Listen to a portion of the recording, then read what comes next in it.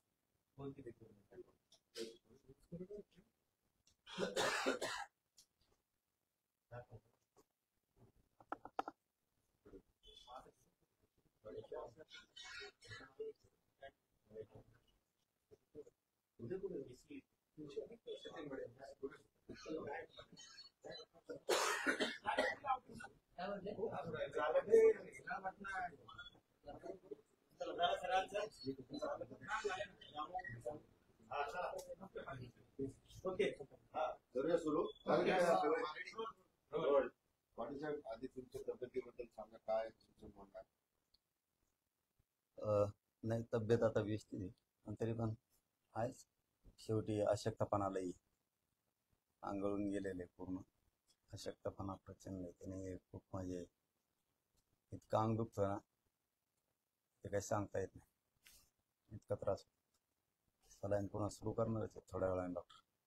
पण महाराष्ट्रातल्या बांधवांना सांगतो की सध्या तब्येत बरी आहे. मागच्या 8 दिवसापासून तुम्ही काय कुठं बोलले नाही, मात्र बोलतच असता. छगन भुजबळ म्हटले की मनोज जरांगे यांनी उतरावर येऊन 8 तरी जागा निवडून आले.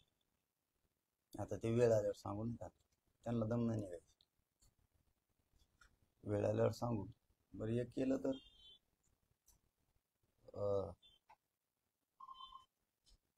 जर दुप्पट आणल्या, तुम्ही 8 म्हणताना आम्ही जर 16 आणल्या, तुमचं आरक्षण सोडून देऊन मराठ्यांना ओबीसीत घेतान का? धनगराला इष्टीतून आरक्षण मागू लागतं का?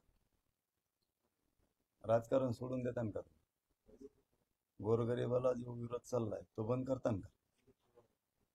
ओबीसीतून मराठ्यांचं आरक्षण असून त्याला जाणून बुजून तुम्ही विरोध करताय, ते बंद करणार का तुम्ही? का नुसतं बोलायचंय म्हणून बोलायचंय, विरोध करायचंय म्हणून करायचं? तुम्ही ओबीसी जो विरोध चाललाय मराठ्यांना येण्यापासून तुमचा, ते थांबविणार का मग तुम्ही? आणि मराठ्यांना आत घेतान का? हा, येतान का? दुप्पट आणू. तुम्ही 8 म्हणतात, आम्ही 16 आणू. तुम्ही आरक्षण सोडून देणार का सगळं? राजकारणापासून लांब जाणार का? जाती तेढ निर्माण केलाय तुम्ही, त्या विचारापासून तुम्ही लांब जाणार का? एसटीत आरक्षण मागतोय धनगर समाज, ती मागणी का म्हणू लागणार का? थांबवा ना मग तुमचे विचार. ते काय फरक पडतो एखाद्या चॅलेंज द्यायच्या मांडल्या? ह्या मराठ्यांना मग ओबीसी आरक्षणात बोल म्हणा, जाहीर 16 आणून दाखवतो. जाहीर बोल नाही, घेऊन दाखवायला लागेल. तू बोलशील हा घ्या, तुला बाहेर निघायला लागेल तिथून. एसटीतून आरक्षणासाठी धनगर समाजाचं आंदोलन अनेक ठिकाणी सुरू आहे, बऱ्याच ठिकाणी आंदोलन पेटतं पण आहे, आणि मुख्यमंत्री धनगर आणि धनगरचा GR काढण्याच्या तयारीत आहे. तुम्हाला वाटतं का ते होईल? आणि तुमचं काय? धनगर समाजाची जी मागणी माझ्या माहितीप्रमाणे, मला पक्क त्यातलं माहीत नाही, म्हणजे पूर्ण माहिती आहे पण पूर्ण नाही. धनगर समाजाचं आरक्षण आहे ते संविधानिक पद्धतीने असं त्यांचं म्हणणं आहे. तर त्यांची मागणी योग्य आहे. त्यांच्या मुलांना एसटीतून आरक्षण मिळालं पाहिजे, ही धनगर बांधवांची मागणी योग्य आहे. पण तुम्ही म्हणलात तसं की आदिवासी समाजही विरोध करायला लागला की आमच्या एसटी आरक्षणात येऊ नका. बहुतेक एसटी आरक्षणात त्यांना वाटत असेल, आदिवासी बांधवांना, की हे आमच्या ताटात येऊन जेवायला लागले. त्यांना वाटत असेल बहुतेक असं की आमच्या ताटात यायला लागलेत, हे खायला लागलेत, आमच्या ताटात येऊन आमचं आरक्षण खायला लागले.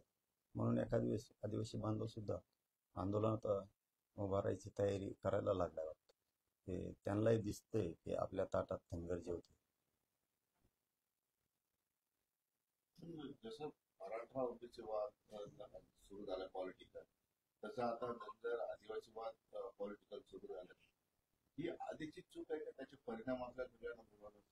किंवा काहीतरी जेव्हा दिलं गेलं आरक्षण तेव्हा हे असे मुद्दे लक्षात घेतले गेले? आरक्षण हा एक तर राजकीय मुद्दा नाही आणि वादाचा पण नाही. याला सामंजस्य लागतं, मनाचा मोठेपणा लागतो आणि माणुसकी जपणारा विचार मनात असला पाहिजे, मग तो कोणीही असो. सगळं पाहिजे तर मलाच, या दिवशीनं या ईर्षेनं प्रेरित झालेला छगन भुजबळ सारखा माणूस नसायला पाहिजे. सगळं पाहिजे तर मलाच पाहिजे.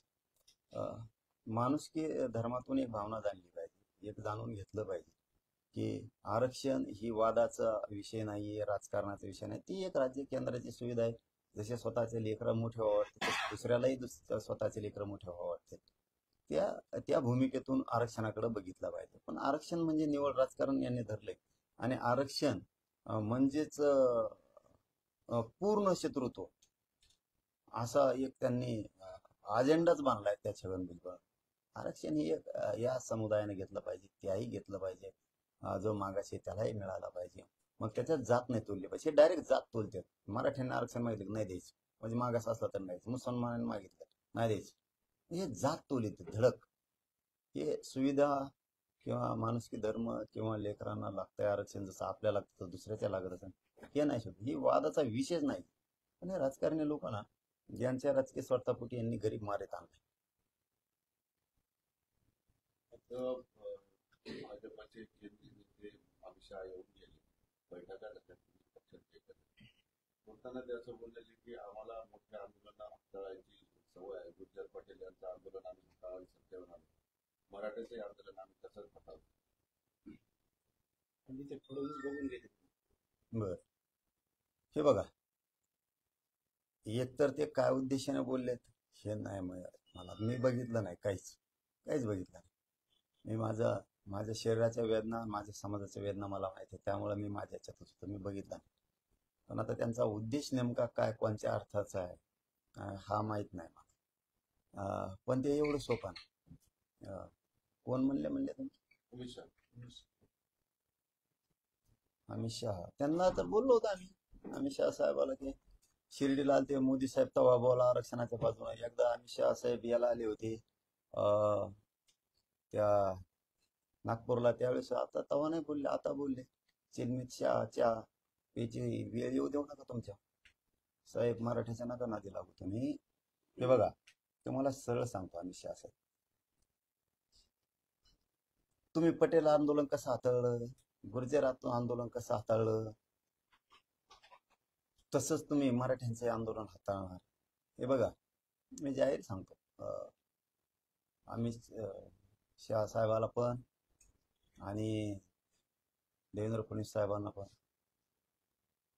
तुम्हाला मराठ्यांचं ओबीसीतलं आरक्षण द्यावं लागणार. जसे की तुम्ही मगाशी विचारलं होतं की धनगर आणि धनगडचा जे सरकार म्हणजे मुख्यमंत्री काढणार आहे, जर तो जे आर निघणार असला तर मराठा आणि कुणबी एकाचे हा सुद्धा जे आर निघायला सरकारची काहीच हरकत नाही. कारण सरकार दुजाभाव त्याच्यात करू शकत नाही. एकाचा अध्यादेश निघतो आणि दुसऱ्याचा निघत नाही. त्याच पद्धतीने मराठा आणि कुणबी एकच आहे. अमित शहा साहेब आणि देवेंद्र फडणवीस साहेबांना सरळ सांगतो की तुम्ही आंदोलन ते कसे हाताळलेत ना, त्यापेक्षा मी काय सांगतो हे लक्षात असू द्या. मराठा आणि कुणबी एक आहे, तुम्हाला आरक्षण द्यावं लागणार. अध्यादेश निवडणुकीच्या आधी तुम्हाला तो काढावा लागणार. हा झाला एक प्रमुख मुद्दा. तुम्ही कसलं हाताळलं तरी हे आंदोलन आहे मराठ्यांचं. तुम्हाला जाहीरपणानं सांगतो, मराठ्यांना सोडून तुम्ही सत्ता स्थापन राज्यात करू शकत नाही. आणि तुम्ही जर वेगळ्या मार्गाने आंदोलन हाताळलं, उदाहरणार्थ म्हणजे मी पॉझिटिव्ह भावनेनं बोलतोय बरं का, पॉझिटिव्ह भावनेनं बोलतोय आत्ता तरी, तुम्ही जर मराठ्यांचं आंदोलन चांगलं हाताळलं गोडी गुलाबीने, अमित शहा साहेब कसे हाताळते ते तुम्हाला पुढे लगेच सांगतो. पण त्याच्या अगोदर दोन भूमिकेत त्यांचा शब्द धरू. एक चांगल्या भूमिकेत धरू. चांगल्या भूमिकेनं जर मराठ्यांचं आंदोलन तुम्ही हाताळणार असाल तर मराठा आणि कुणबी एकाचे 83 क्रमांकाला तुम्हाला ते आरक्षण द्यावं लागणार आहे. सगळ्या सोयीची अंमलबजावणी सुद्धा करायची गरज पडणार नाही. तिथं करायचीच, तिच्यात सुट्टी नाही, करायचीच. तिने गॅजेटही लावता येते. पण जर का रे बाबा तुम्ही मराठा आणि कुणबी एक आहे हा कायदा काढला आणि मराठ्यांना जर आरक्षण दिलं, तर जसं तुम्ही म्हणताय की आम्ही मराठ्यांचं हे आंदोलन हाताळू, ते गुडीगुलेपणे हाताळलेलं तुम्हाला परवडलं. तर मला जाहीर सांगतो, जर मराठ्यांना आरक्षण दिलं, तुम्हाला सत्तेपासून कोणीच हटू शकत नाही. बघा मी तुम्हाला काय सांगतो दोघाला, अमित शहा साहेब बी आणि ते देवेंद्र फडणवीस साहेब, मराठ्यांना आरक्षण जर दिलं तर तुम्हाला सत्तेपासून कोणीच हटू शकत नाही. पण तुम्ही जर नाही दिलं तर चिलमी चहा असं प्यायची येळी तुमच्यावर येईल. चिलमी चहा लय अवघड असतं भाऊ. ती येळी येईन, मग ती वेळ येऊन द्यायची नाही. तुम्हाला क्लिअर क्लिअर सांगतोय. तुमची आंदोलन हाताळण्याची पद्धत ही मला चांगली माहिती. तुम्हाला वाटत असं हे खेड्यातलं हे असं कसं काय आहे. मी सगळ्या आंदोलनांचा जवळपास विचार केलेला आहे. तुम्हाला मराठ्यांना आरक्षणापासून बाजूला ठेवून एक 2-4 मिनिटं जास्तीचे घेतो. मराठ्यांचं आरक्षण तुम्ही बाजूला ठेवून, मराठ्यांना या प्रक्रियेपासून बाजूला ठेवून, तुम्हाला जर वाटत असलं आरक्षण न देता आम्ही आंदोलन हाताळू, तर अमित शहा साहेब तुमची आयुष्यातली घोडचूक असणार आहे. त्याचं कारणच सांगतो तुम्हाला. अगोदर तुम्हाला पॉझिटिव्ह भूमिका सांगितली, तुम्ही गुडीगुलेपणे हाताळावं मराठ्यांचं आंदोलन, मराठ्यांना आरक्षण द्यावं. तुम्हाला सत्तेपासून कोणीच रोखू शकत नाही, कोणीच रोखू शकत नाही आणि तुम्हाला कोणी सत्तेपासून हटवू शकत नाही. पण तुम्ही जर मराठ्याला बाजूला ठेवलं तर गणित नाही, तुम्हाला जे काय यंत्र आणायचे ते जरी आणली तरी तुम्ही संविधानाच्या पदावर बसू शकत नाही या महाराष्ट्र. हे क्लिअर केलं. आता तुम्हाला जर दुसऱ्या पद्धतीने हाताळायचं असलं, ही एक पद्धत झाली, तुमच्याकडे दुसरी आणखीन एक पद्धत आहे, ती मराठ्यांबाबत राबवू नका. तुम्ही आमचं नाव घेतलंय म्हणून, मी काय तुमचं कवा नाव घेतलं नाही, माझ्या समाजाने घेतलं. तुम्ही तिकडे खड्ड्यात पडा, उताने पाताने पडा, तिकडे मारा, काय देणं घेणं नाही आम्हाला. आम्ही तुमचं नाव नाही घेतलं, पण तुम्ही माझ्या मराठ्याचं नाव घेतलं. गुर्जर पटेल म्हणजे गुजरातचे, यांचं आंदोलन हाताळलं तसं आम्ही मराठ्यांचं आंदोलन हाताळू.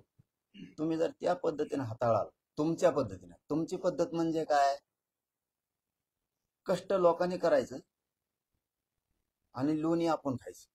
ही तुमची जी घाण सवय आहे ना पूर्वीची, अमित शहा साहेब, ही तुमच्यासाठी घातक आहे. मला हे बोलायची गरज नव्हती, पण तुम्ही माझ्या मराठ्याला आरक्षणात ओढलं मध्ये आता, म्हणून मला हे बोलावं लागतं, नाविलाज आहे माझं. कारण तुम्ही प्रत्येक वेळेस तुमच्या स्टाईलनं कामं केलेले, हाताळलेले.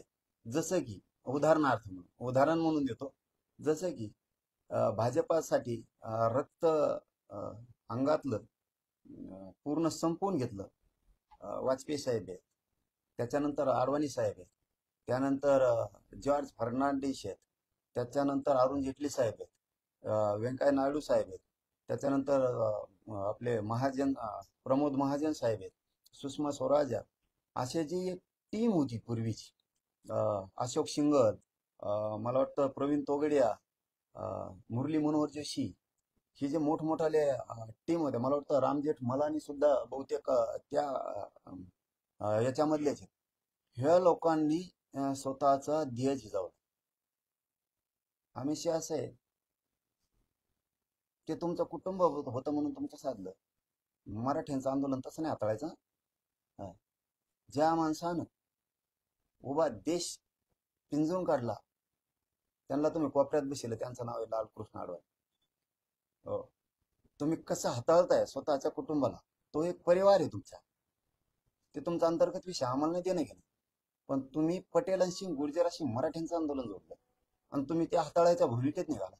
तुमच्या त्या पद्धतीने हाताळणार असाल तर ते होतं तुमचं कुटुंब, त्यांनी सहन केलं. इथं महाराष्ट्र एक असा आहे की ज्यावेळेस दिल्लीवरती किंवा भाजपवरती संकट येईल त्यावेळेस दोन्ही हातावरती आपल्या जबाबदारी महाराष्ट्र घेतो आणि हिमालयासारखं उभा राहतो तुमच्या पाठीशी. त्या महाराष्ट्रातल्या मराठ्याशी जर तुमची इतकी वाईट नियत असेल आंदोलन हाताळण्याची त्या पद्धतीने की तुम्ही तसं हातोळ म्हणजे हटू, म्हणजे ज्यांना कुणाला पंतप्रधान व्हायचंय त्यांना होऊ द्यायचं नाही, ज्यांना कुणाला पुढे जायचंय त्याला जाऊ द्यायचं नाही. जो कोणी रेसमध्ये पंतप्रधानाच्या त्याला 2-3 दिवस ठेवायचं. उदाहरणार्थ मनोहर पर्रीकर, हे ज्या ज्या वेळेस काम करायचे त्या वेळेस त्या रेसमध्ये आले की तुम्ही त्यांना बरोबर हाताळायचं. म्हणजे तुमची हाताळण्याची पद्धत सांगतो ती मराठ्यात वापरायची नाही. हो, तुम्ही मराठ्यात तिन्ही ताळात कोणी ठेवणार नाही ना मी तुम्हाला, तिन्ही ताळात. अमित शहा साहेब त्या भानगडी जर पडलात, गोडी गुलाबीने आरक्षणाचा प्रश्न मार्गी काढा. प्रत्येक वेळेस तुमची ती स्टाईल आहे.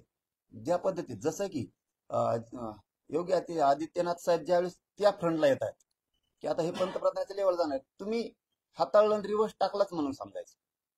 ही जी तुमची पद्धत आहे हाताळण्याची स्वस्वार्थासाठी स्वतःचे लोक पायाखाली दाबवण्याची, ही इथं मराठीच्या आंदोलनात चलत नसते. कारण इथं मनोजार हे पठ्य आहे, हे लक्षात ठेवा तुम्ही.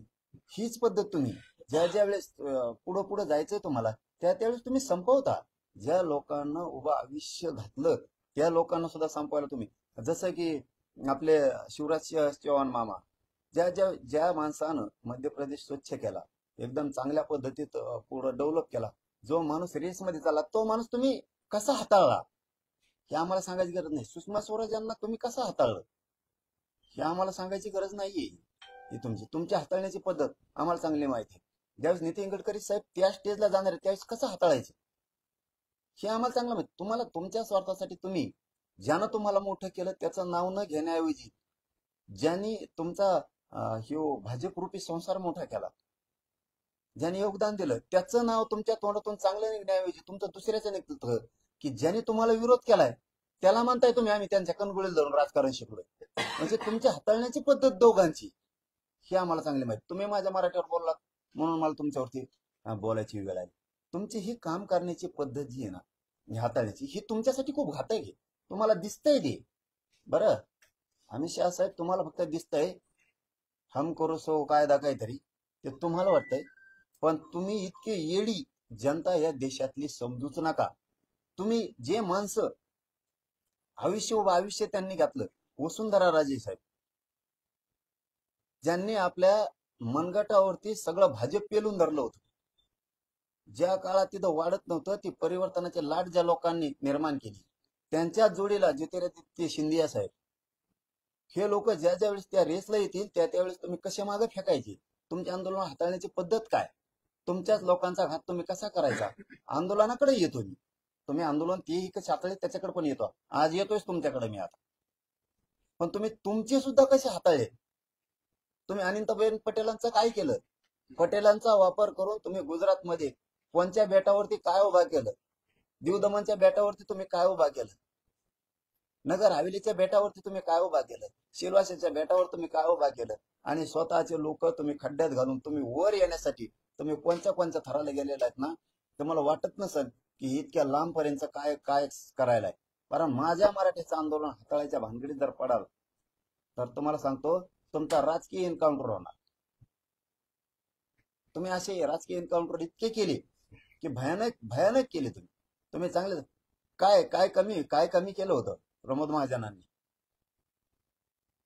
कुठं कमी पडली होती ती, कुठं लालकृष्ण अडवाणी कमी पडले होते, कुठं मनोहर जोशी कमी पडले होते, मुरली मनोहर जोशी काय कमी पडले हे लोक, सुषमा स्वराजांनी काय कमी पडले, कोणते लोक तुम्ही पुढे आलेले आणि लगेच मागं घातले. तुम्ही प्रत्येक जागेवर हीच सिस्टम केली.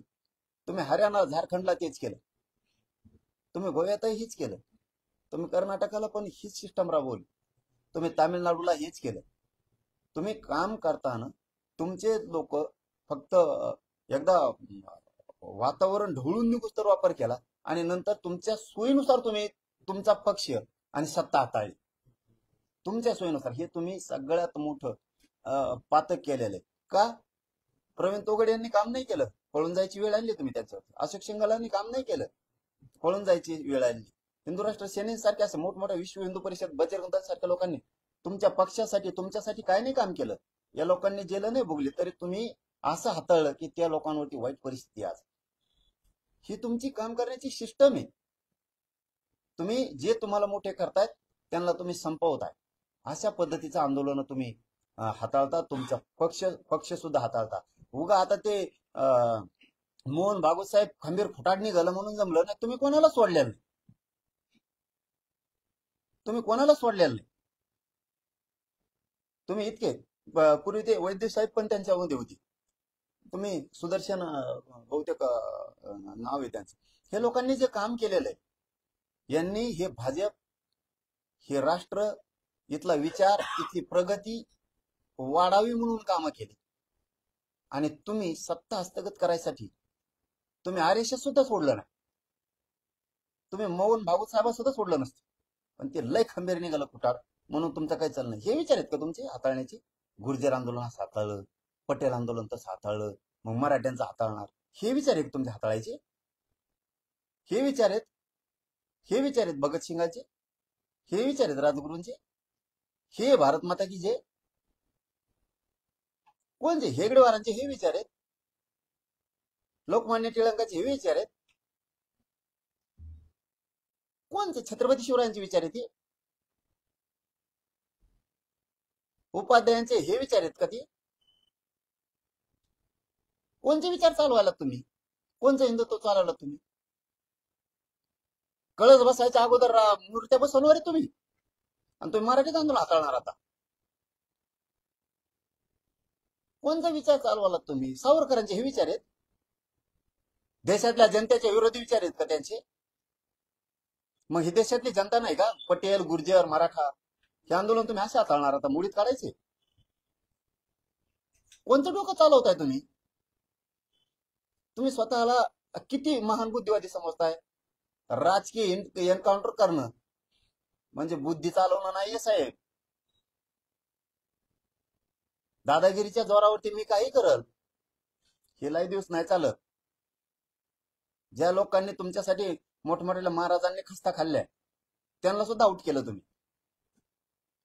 मोठमोठाले तुमच्याकडे लीडर होते सामाजिक क्षेत्रात काम करणारे की जे बीजेपी वाढवत होते, या लोकांना हाताळताना तुम्ही तुमच्या सोयीनुसार घेतले आणि बाकीचे लोक संपवीत तुम्ही पुढे गेलात आणि तुमचेच दुसरे तर संपवले तुम्ही. हे विचार जास्त दिवस नाही टिकत. एक दिवस अशी खतखत आणि श्वासा उद्रेक होतो की लोक सत्तेच्या पलीकडे जातात आणि जे यंत्रणेचा, ज्या एजन्सीचा तुम्ही वापर करताय लोकांसाठी, त्या एजन्सी सुद्धा एकदा कदरतात आणि शेवटी ते बाजूला येतात. आणि सत्ता जरी तुमच्या हातात असते, तुम्हाला जरी वाटत असं मिलिटरी दारूगोळे आमच्या हातात आहेत, रणगाड्या आमच्या हातात आहेत, हे सुद्धा एक दिवस बाजू सरकतात. कारण एकदा तुमच्या गोळ्या संपत्याल, तुमच्या रणगाडे संपतील, पण जनता संपू शकत नाही. हे तुम्हाला घरात घुसून वाटण्याला आणणार. तुम्हाला जर त्या पद्धतीने आंदोलन हातळून मस्ती जर आली असत तर त्याला मराठ्यांचा नाविलाज आणि तुम्ही मराठ्याच्या नादात पडू नका. काय केलं तुम्हाला? काय मोठेपण वाटलं त्याच्यात? गुर्जर आंदोलन मोडून काय वाटलं तुम्हाला? मी तर पहिल्यापासून गुर्जरांना सांगतोय, जाटांनाही सांगतोय, पटेलांनाही सांगतोय, यादवांनाही सांगतोय, यांना मोठ्याल्या जाती संपवायच्यात. मुसलमानालाही सांगतोय, मराठ्यांनाही सांगतोय, यांना मोठ्याल्या जाती संपवायच्यात. तुम्ही शहाणे व्हा. का लय मोठेपण मिळालं तुम्हाला? पटेलांचं आंदोलन, ज्या पटेलांना पोलवादी पुरुषोत्तम मरत होते, सरदार वल्लभभाई पटेलांना, ज्यांनी या देशात खचलेला देश आणि त्या देशात मनगटात जे लोक खचले होते त्यांच्यात पोलाद भरलं होतं, असे शब्द होते दारदार. त्या भूमीतले तुम्ही दोघही, पंतप्रधान मोदी पण आणि ते अमित शहा काका, ते सुद्धा दोघे तुम्ही एका जागेवर असून हे विचार असावेत तुमचे. मराठ्यांचं आंदोलन हाताळू काय मिळालं तुम्हाला मोडून? पटेलांचं आंदोलन मोडून, गुर्जरांचं आंदोलन मोडून, जाटांचं आंदोलन मोडून काय कोण काय करताय तुम्ही? हे हाताळण्याची पद्धत नाहीये. याला दादागिरीची पद्धत म्हणतात आणि ही लय दिवस टिकत नाही आणि लोक टिकूही देत नाही. तुमचे काम करण्याची, हाताळण्याची पद्धत सगळ्या एजन्सी सुद्धा माहीत झाली सगळ्यांना. IB ला माहीत झाली, रॉला माहीत झाली, CID ला माहीत झाली, CBI ला माहीत झाली, इंटरपोलला सुद्धा माहीत झाली. सगळ्यांना माहिती तुमच्या हाताळण्याची पद्धत काय. सगळे कदारलेत. तुम्हाला वाटतंय फक्त की ह्या देशातला व्यवसाय खुश आहे. अजिबात नाही. गुजरात मधला सुद्धा नाही. तुम्हाला वाटत असेल मुंबई किंवा इकडचे तिकडचे व्यवसाय आम्ही पळवू आणि तिकडे नेऊ. तुमची काम करण्याची खुन्नसी वृत्ती तुम्हाला संपवत जाणार. गुजरात मधले असणारे मोठमोठाले हिरे माणिक मोत्याचे व्यवसाय सुद्धा परदेशात चाललेत. तिकडं अमेरिकेला चाललेत, जपानला चाललेत, चीनला चाललेत, त्या हॉलंडला चाललेत, इंग्लंडमध्ये येत, ते केनियाकडे चाललेत, ते दक्षिण आफ्रिकेकडे चाललेत. दोन व्यवसाय तुमच्या भीतीने उभा आहेत. एक तिकडे एक इकडे. इकडे तुमच्यासाठी नको उचलायचा म्हणून. तुम्ही लोकांना खोल जाळ्यात घुसायला लावू नका. विषय असा आहे, मराठ्यांच्या आंदोलनाला नीट हाताळा. तुम्हाला वाटतंय तुमच्याकडे दादा आहेत, गुंड आहेत, सगळ्यांकडे आहेत. हो, सगळ्यांकडे आहेत. प्रत्येकांची फक्त मजबुरी तुम्ही फक्त दिसताय आणि लोक दिसत नाहीत. तुम्हाला वाटत असं माझ्याकडे मध्य प्रदेश, राजस्थान, बिहार, इकडं तिकडं थोडेफार आमच्याकडे गुंड पाळलेले आहेत, आम्ही उज्जैनकडे काही पाळलेले आहेत. त्या जोरावरती आम्ही काही करून घेऊ, कोणाला धमकू, कोणाला आणू, कोणाच्या मागे शिबिया लावू, शिड्या लावू, मारून टाकायच्या धमक्या देऊ, मग आम्ही सत्ता काहीच करू. हे इसरा प्रत्येक राज्यात प्रत्येकाकडे आपण आपल्या राज्याचा स्वाभिमान असणारे गुंड आहेत. मग महाराष्ट्रात मराठी गुंड आहेतच, तेलंगणाकडे आहेतच, तामिळीकडे आहेतच, मध्य प्रदेशवाल्यांकडे आहेतच, ज्यांच्या पश्चिम बंगालवाल्याकडे येतं. आणि त्या पश्चिम बंगालवाल्याचे तर काय हाल केले तुम्ही. आम्ही शहा साहेब एकीकडून म्हणायचं म्हणजे तुमची आंदोलन हाताळण्याची पद्धत अशी. तुमचा स्वार्थ असला की दिदी म्हणायचं, दिदी आम्हाला डबा भरून लाडू देते आणि एक शाल देते, तुम्ही म्हणायचं. आणि त्याच ममता दिदीच्या मागा लागायची. ही तुमची पद्धत. आमचे सगळ्यांचे गुरु लालकृष्ण अडवाणी म्हणायचं आणि अवमान त्यांचाच करायचा. ही तुमची पद्धत. तुमचे आंदोलन हाताळण्याची पद्धत आम्हाला चांगली माहिती. तुम्ही पटेल गुर्जर उलट आता जागे केले. तुम्ही यादव्या माजवल्या, तुम्ही बिहारचा, उत्तर प्रदेशचा असाच कार्यक्रम केला.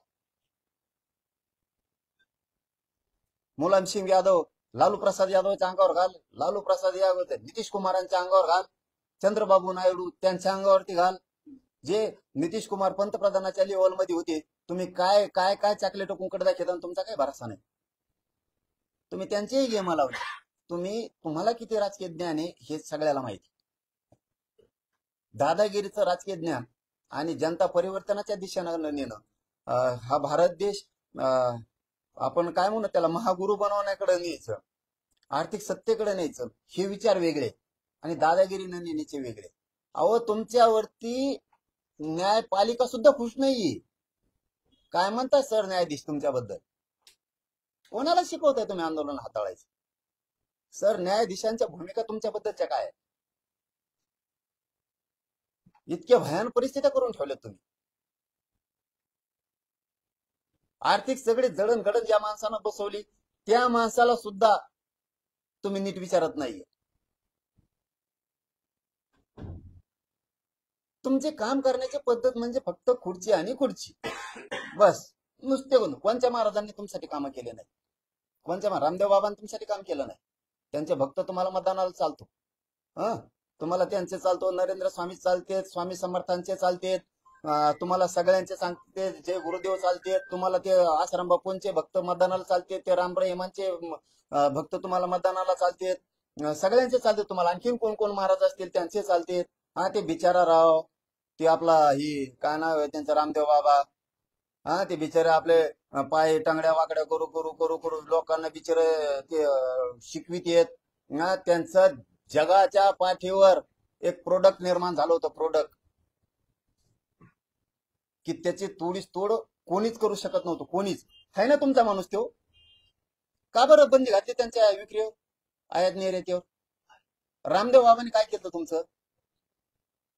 ते बिचार म्हणत होतं तूप खाओ, घी खाओ, बाजरी खाओ, गहू खाओ, ज्वारी खाओ, आजची दळून आणलेली खाओ, लिंबाच्या काड्या खाय कुठं, बबूल खाय कुठं, शेंगा खाय, याच्या शेंगा खाय, येड्या बाबलीच्या शेंगा खाय, काही लाकडान गोट्यान ही पाला खाय, त्यो पाला खा, ही साबणी खाऊ, त्यो करू. बिचाऱ्यात चाललं होतं आपलं कसं काय ना. घातली ना बंदी तुम्ही त्याच्यावर. काय वाईट केलं त्या माणसानं? हे तुमचे हाताळण्याची पद्धत. तुमचं ऐकलं की चांगलं, नाही ऐकलं की दिधारा लगेच. पुरी बंदी घातली, साबणीवर बंदी घातली, त्याचे बिस्कुट होते पतंजलीचे, सगळा फेस पाडून टाकला त्याचा, काही ठेवलं नाही तुम्ही. हे तुमचे आंदोलन हाताळण्याची पद्धत. तुम्ही स्वतःला जितकं समजताय ना तितकं सोपं नाहीये. तुमचे काम करण्याची सिस्टम फक्त तुम्हाला मिळूस तरच आहे. एकदा तुम्हाला मिळालं काय देणे घे, नुसते फुटा, याच्यात उभी फूट, त्याच्यात उभी फूट. अरे मला त्या राजकारणाशी नाही देणं घेणं, मला तिकडे जोडू नका. मी सत्य आज एक माणूस म्हणून बोललोय, मी आज सत्य म्हणून माणूस म्हणून बोललोय. आणि हेही शब्द क्लिअर सांगतो तुम्हाला मी. त्या महाविकास आघाडीचं देणं घेणं नाही आम्हाला, त्या भाजपचं देणं घेणं नाही, काहीच देणं घेणं नाही. अहो अमित शहा साहेब, त्या काँग्रेसाने काही दिलं नाही म्हणून तर लोकांना तुम्हाला निवडून दिले ना. ते काही फायदे करीत नाहीत म्हणून तर तुम्हाला निवडून आणले लोकांनी. आता तुम्ही असे आंदोलन हाताळणार का आमचे मग दादागिरीने? ते काही देत नाहीत म्हणून तर लोकांनी तुमच्या डोक्यावर बोलायला टाकलाय ना, तुमच्याकडून अपेक्षा व्यक्त केल्यात ना, कशाला केल्यात? आणि किती दिवसाने बोलताय तुम्ही? 13 महिने आंदोलन झाल्यावर आणि निवडणुका जवळला हाताळतो म्हणून इतक्या दिवसानंतर किती दिवस? अहो तुमचे सगळ्यांना पद्धत माहितीये, तुम्ही किती विचित्र आहे. त्या दोन भावा सुद्धा फुटपाडे राहू तुम्ही, त्यांना सुद्धा सोडलं नाही तुम्ही. जिथं तुम्ही सत्य मान्य नाही करणार, आता तुमचे कुत्रे 4-5 जण उठून जात, 4-5 कुत्रे माकडे मुकडे हे आता हे पतंजली बिस्किटावले हे आमके तमके 4-5 जण लिंबाच्या काड्या चगळणारे हे बेसरामाच्या काड्या खाणारे हे उठ्ठेनं जात. तुम्हाला खरं सांगितलं पटतच नाही, तुम्हाला पटणारच नाही ना. आम्ही तर तुम्हाला पहिल्यांदाच सांगितलं ना, त्या काँग्रेसने काही दिलं नाही म्हणून लोकांनी झपाटून पाडून टाकलं त्यांना, दारून पराभव केला त्यांना, तुम्हाला आणलं, तुम्ही असले निघाल. अरे इथं भाजपच नव्हतं, त्या बाळासाहेब ठाकरे साहेबाच्या सानिध्यातून त्या गोपीनाथ मुंडे साहेब असतील किंवा ते प्रमोद महाजन असतील, आणखीन जॉर्ज फर्नांडिस यायचे त्यावेळेस, अनेक त्यांचे ते बरेचसे लोक येऊन ते जोड्या करायची, त्याला साक्षीदार आहेत ना. शिवसेनेचे जुने कट्टर शिवसैनिक शिंदे साहेबांपासूनचे हे सगळेच येतं. काय जेवढे असतील त्याचे राणे साहेब येतं, मला वाटतं त्यांचे जुने दत्ताजी साळवी साहेब येतं, बरेचसे सामंत साहेब येतं, त्याच्यानंतर मनोज जोशी सर येतं, हे भरपूर येते सगळे. मला वाटतं हे विजय वडेट्टीवार साहेब सुद्धा पूर्वी तेच होते वाटतं बहुतेक. हे सगळे तीच टीम आहे मोठी. अरे त्या भात्यांचं तर कुठं करून टाकलं तुम्ही. ते तुमची भूमिका काय पाहिजे अमित शहा साहेब, कसं हाताळायला पाहिजे? जाऊ दे, पूर्वी आम्ही नव्हतो, तुम्ही होतात. तुमच्या दोघा भावा ते राज ठाकरे आणि उद्धव ठाकरे. मी एक घराण्याबद्दल बोलतो, मला राजकारण तिकडे काढी लागून द्या. तुमची कशी हाताळण्याची पद्धत आहे. एखादा म्हणतो त्या टायमाला उभा करू लागली होती, अरे जाऊन ते दोघं झगडे मत भांडव एकामेकासोबत, तुम्ही गप्प बसव दोघं, त्यावेळेस चलती होती. तुम्ही समजून सांगायला पाहिजे दोघाला, त्या हे करायला पाहिजे. जुळून आलं की लगेच म्हणजे चल बाजूला. मला तर वाटतं त्याची कोणी निर्मिलच काढली, ते गप्पच बसलं, प्रचारात लागलं धडक लगेच, एक नाही दोन माणूस होता अजनाशेष सरळ प्रचाराला लागलं. अरे अरे काय तुम्ही लोक, हीच पद्धत नाही. उलट तुम्ही अमित शहा साहेबांसारख्यांची अशी पद्धत पाहिजे. भांडण लागलं, हा कोणात लागलं, उदाहरणार्थ गिरीश महाजन मध्ये लागलं किंवा फडणवीस साहेबात लागलं, हे बंगारा दे मिळत दोन तोंडात दिन दोघांचे, ही सिस्टम पाहिजे तुमच्या. लगेच पचका फास सोडून देते, झाले मोकळे की लगेच तो नंबर लागला त्याचा. अरे काय लोक तुम्ही आंदोलन हाताळता. त्या राज ठाकरे ते कोण उद्धव ठाकरे साहेब हे जे फाकलेत, त्या राज साहेबाला त्यांना दोघाला एक एक कान फडत द्यायची. एक मोठे आहेत तुम्ही आज. पूर्वी त्यांच्या बापानं भाजप वाढवलं किंवा मोदी साहेबांना आसरा दिला, ती दंगल झाली त्या गोदर हत्याकांडाची, त्यावेळेस साथ दिली. या देशात तुमच्या बाजूने कोणी उभा राहत नव्हतं त्यावेळेस. तर म्हणायचं दोन थोबडे ठेवून दे, नीट राहिले दोघं संगत चाला, दोघं भाऊ गळ्यात हात टाकू एकामेकाच्या, रोड आणि हिडो भाऊ दोघं कानाकान फिरो डांबरी असं बोलण्या का तर ते दिलं सोडून ते त्यांच्या चिंधड्या वाजून देणार. ही सिस्टम चांगली नाही तुमची, ही सिस्टम चांगली नाही तुमची. अच्छा काँग्रेस चांगला नाही म्हणून तर लोकांना तुम्हाला आणले, तर तुम्ही असले निघायला लागला आंदोलन हाताळायला. मराठीचं आंदोलन मोडायला निघाला तुम्ही. कोणाला ठेवलं तुम्ही? कोणाला नाही ठेवलं. तुमच्यासाठी काम करणाऱ्या सगळ्यांचा कार्यक्रम केला तुम्ही, टोटल काय ठेवलं नाही.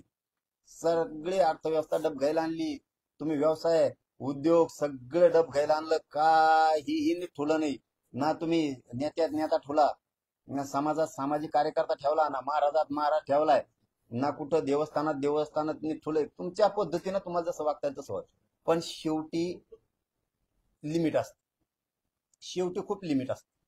शेवटी एकदा जर लोकांनी मनात घेतलं तर हे भयानक परिस्थिती होत असते, भयानक परिस्थिती होत असते.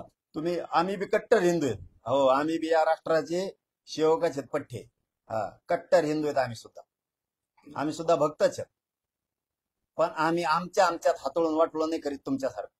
हो तुम्ही फक्त आम्हाला दाखवायचं आम्ही म्हणजे आमचे आंदोलन मोड तुम्हाला, पटेलाचे, गुर्जराचे, जाटांचे, मराठ्यांचे, धनगरांचे आंदोलन आमचे मोडायचे तुम्हाला आणि दुसरे जागवायचे. म्हणजे ज्यांनी आमची मुंबई, ज्यांनी आमचा भारत देश परेशान केला त्या बांगलादेशनं, त्या हरामखोर बाईला तिकडे ठोकलं, तिला सांभाळायला तुम्ही, इकडे आणून सांभाळणारे तुम्ही, आणि आंदोलन आमच्या हातून मोडायचे. ज्याने आमचं काश्मीर, ज्याने आमची सगळी मुंबई बेजार केली, त्या शरीफाच्या पोरीच्या लग्नाला तुम्ही वारे आंदोलन हाताळायला निघाली तुम्ही, ज्यांनी आमचा देश बरबाद करायला चालले. सगळ्या एजन्सीचे डोके तुमच्या पुढे बंद पडले आणि तुम्ही आता आमच्या गरीबाचे आंदोलन हाताळणार, आम्हाला गरीबाला मोठं नाही होऊ देणार तुम्ही. कुठं चालली तुमची भूमिका अमित शहा साहेब? म्हणजे तुम्हाला मराठ्यांची कत्ली करायची, तुम्हाला मराठ्यांवर गोळीबार करायची आणि आंदोलन हाताळून मोडून टाकायचं, ही तुमची भाषा. आणि ती बी मराठ्या संघ. नाही टिकणार तुम्ही, कोणीच नाही टिकणार तुम्ही, कोणीच टिकणार नाहीत. आणि या देशातल्या सगळ्या क्षत्रियांना सावध होणं गरजेचं आहे. आता क्षत्रियांना सावध होणं खूप गरजेचं आहे. यांचा आलेख अन्यायाचा वाढत चाललाय. यांना परिवर्तनाशी देणं घेणं नाहीये, यांना अर्थव्यवस्था मजबूत व्हायची देणं घेणं नाहीये. यांना फक्त खुर्ची कशी मिळवायची, मग दादागिरीने मिळवायची का कशी मिळवायची, एवढं त्यांच्या डोक्यात. त्यामुळे क्षत्रियांनी जागा होणं देशातल्या गरजेचं आहे.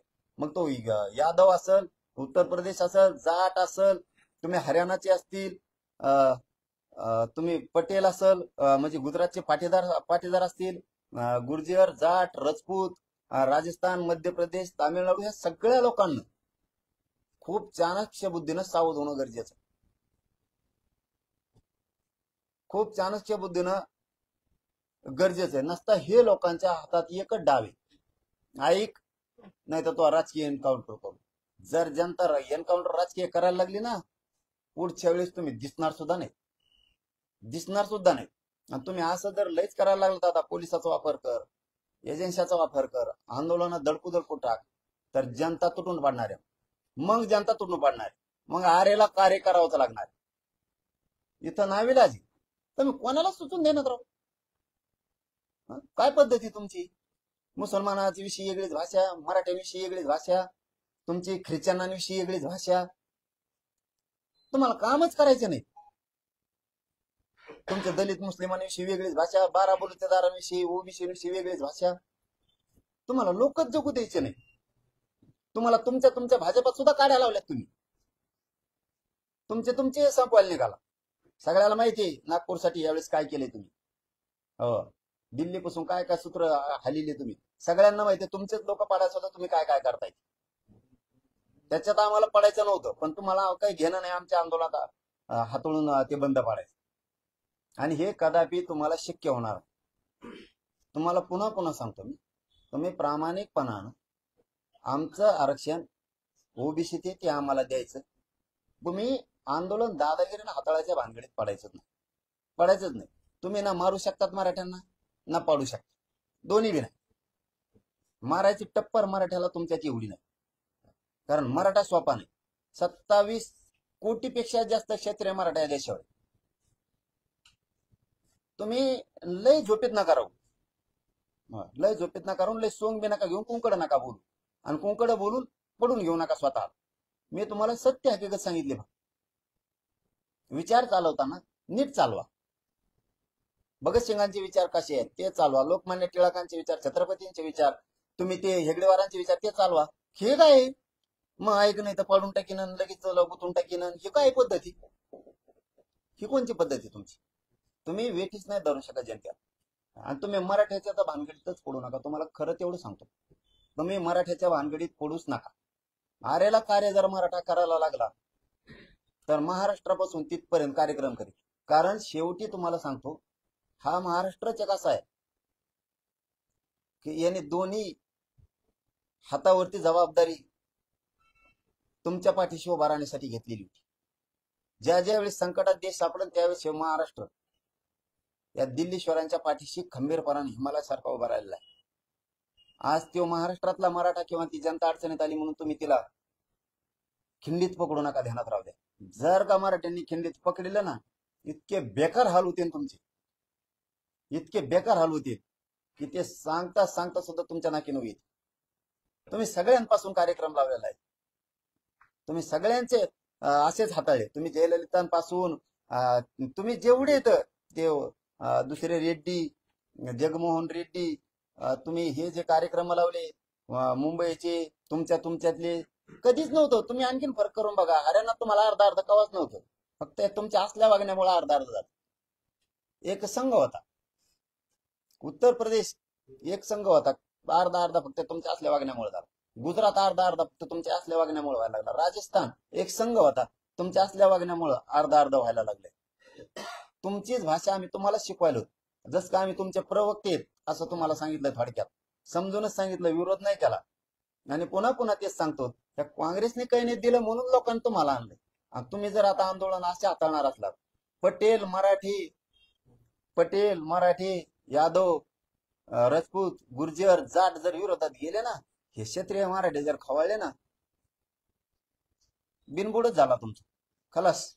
पाटील साहेब, तुम्ही त्यांच्या एक वक्तव्यावर परत काय बोलला, तुम्ही फार गांभीर्याने त्यांच्या वक्तव्याची दखल घेतली. तुम्हाला काही शंका येते, भीती वाटते आंदोलन पद्धत नाही? मराठ्यांचं आंदोलन हाताळायची टप्पर त्यांच्यात नाही, हे मला चांगला माहिती. त्यांना फक्त दोनच सल्ले. मराठ्यांना ओबीसीतून आरक्षण द्यायचं, कानं निरळ टाकायचं नाही.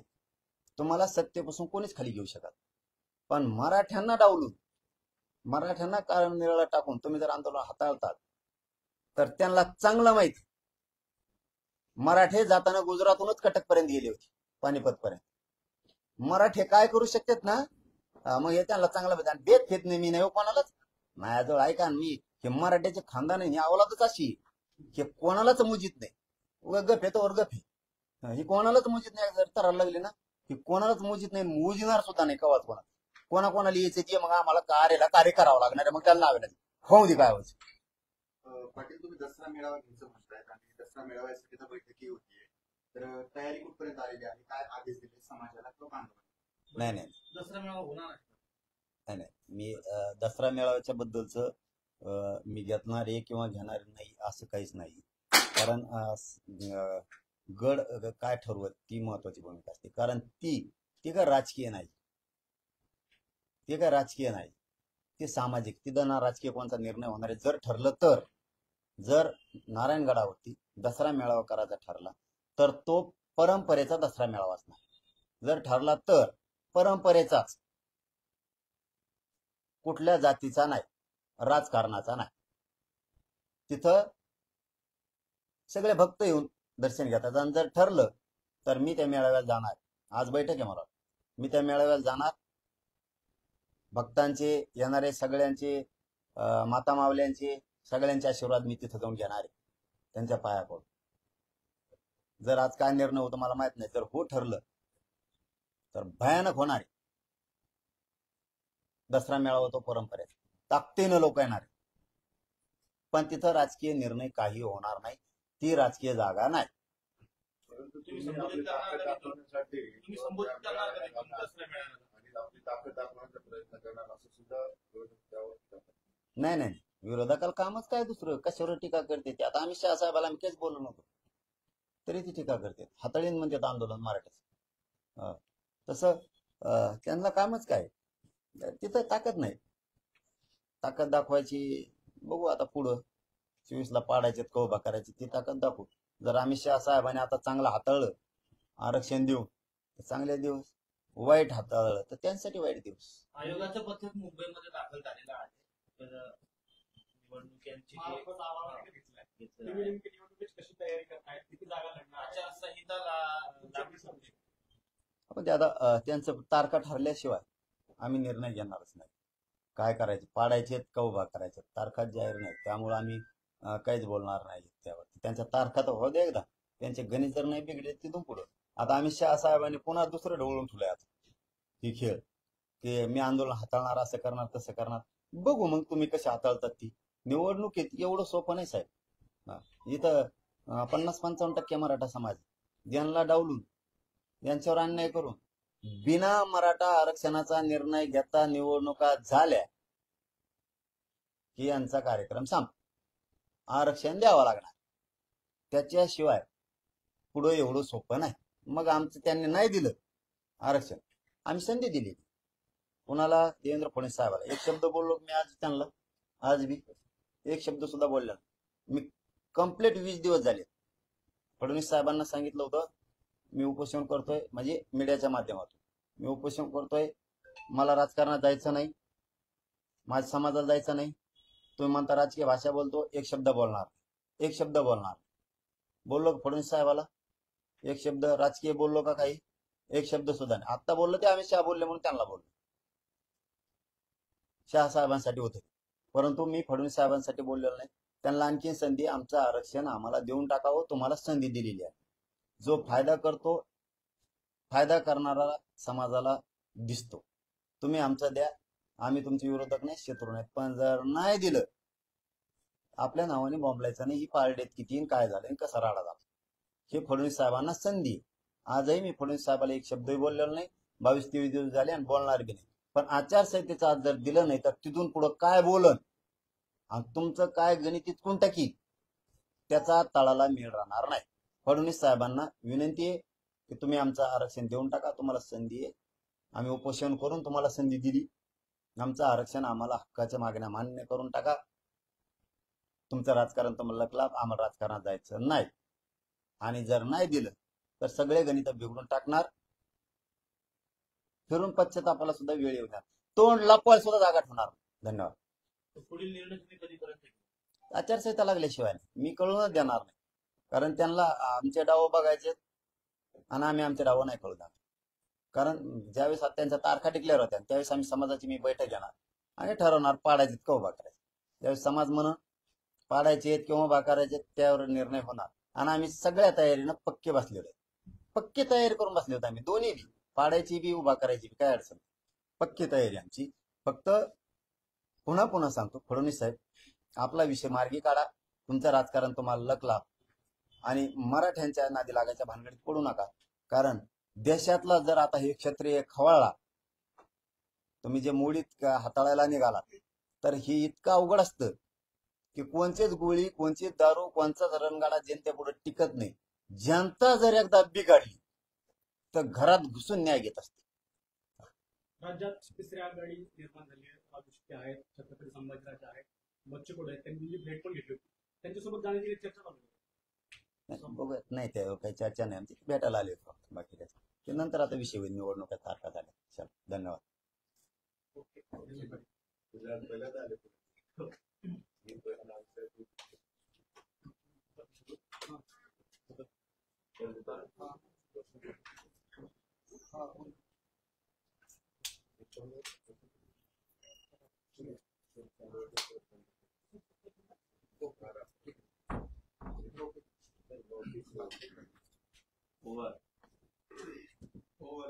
आज अगदी देश पातळीवर चालला गेला पाहिजे. एकदम सगळ्यात जिल्हा नॅशनलच्या माणसाची प्रयत्न वाटणार.